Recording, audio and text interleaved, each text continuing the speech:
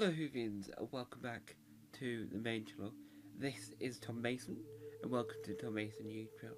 The YouTube channel that tries to be a TV show but fails miserably every single time the camera presses record. Today we're going to talk about the Doctor Who Collection Escape Room, the First Doctor, or Team First. It's a documentary, it's a escape room extravaganza that appears on the Celestial Toymaker DVD the animation Blu-ray DVD thing. I'm gonna call it a thing because you could be watching the DVD or the Blu-ray. All are the same. So let's talk about it. So the collection box set is a weird title for it, but it's a series of escape rooms of different eras for different doctors. So, for example, in this one, there was Peter Purvis, Lisa Bowman, and Maureen O'Brien.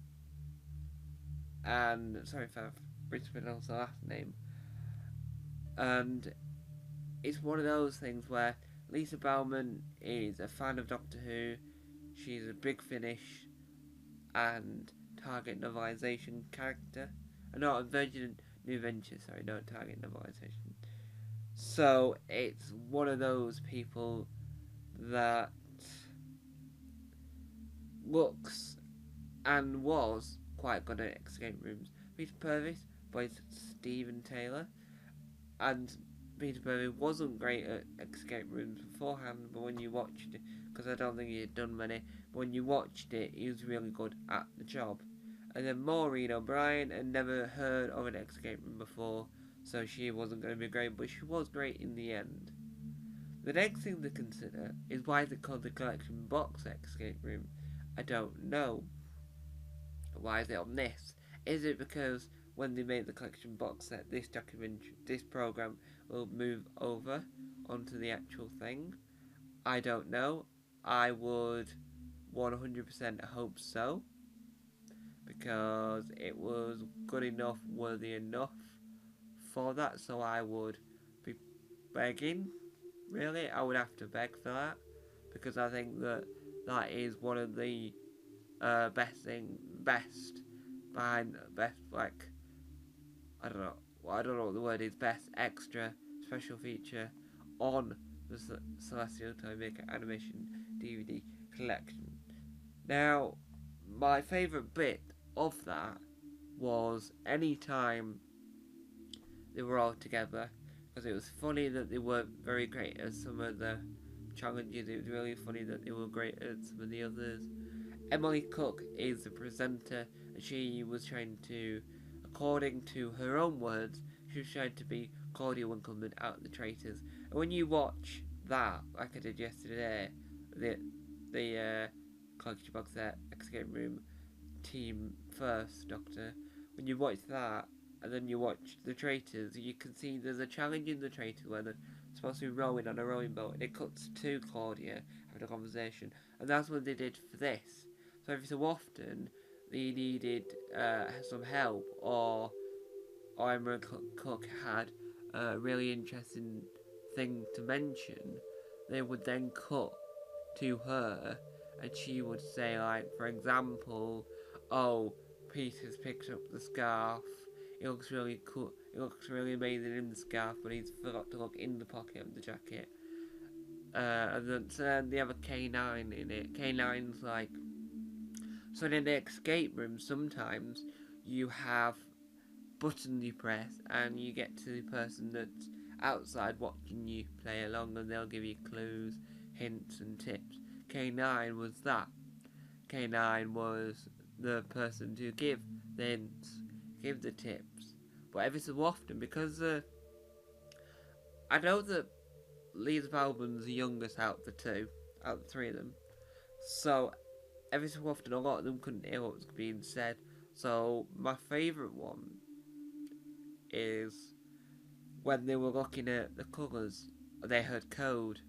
Because of the way that K9 speaks, they found it harder to recognise and understand what was being said, and I just think it was funny because then you can tell the bloke that was doing the K9 voice, because sadly Bob Barker is no longer with us, was getting slightly more frustrated after saying again and again and again, and it was just funnier watching him getting more frustrated, and he tried to pretend to be calm, but you can tell in that voice he's like, colour, I said colourful, listen to the last word, listen, and it just becomes funnier and funnier and funnier, because I don't think he really was getting annoyed, but you can tell that it sounds like he's getting annoyed. Even though he might not be annoyed, he sounds like he's getting annoyed. And so, you have to sort of listen and understand, take proper notice of what's going on, because it becomes funnier and funnier. And you know that they enjoyed it by the end of it. And then Peter Purves made a joke about how their trophies look a lot like the trophy that you win for getting to the final of Pointless. And he made that as a joke, and that was really funny. And so Emily tried to shrug it off really quickly and make part of the joke, even though they're both made by the BBC. You just got to make sure that they're not really jabbing it in too much. Overall, I think it just shows that the whole thing has got legs. What I mean by that is that it's got more so the next ones are going to be even better. There's things that it should improve, and I think the next one will improve that, and the next one will improve some other things, and so forth and so on. It's a unique concept. It's really good. I wish this was on BBC Three. I think it would work really well broadcast.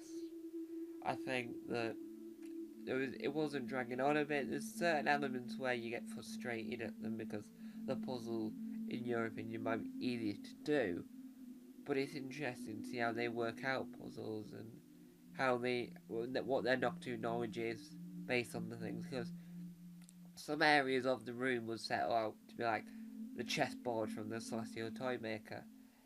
Then we have to know what knowledge they've all got, so that when they come to do it, what's their knowledge?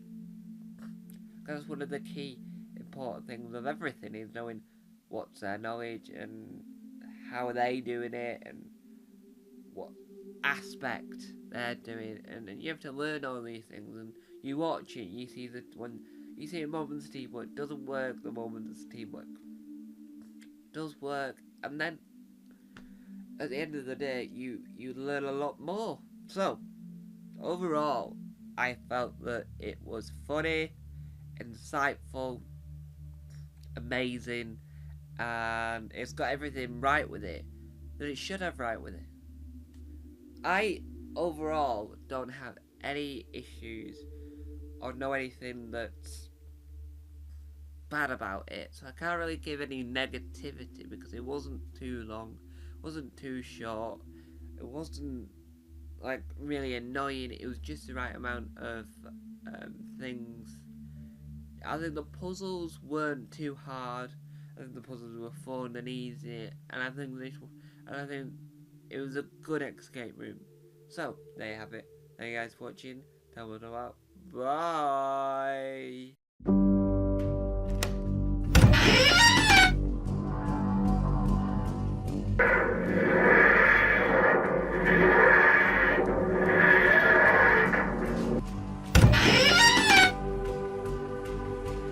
Don't forget to subscribe to the official Tom Mason YouTube channel.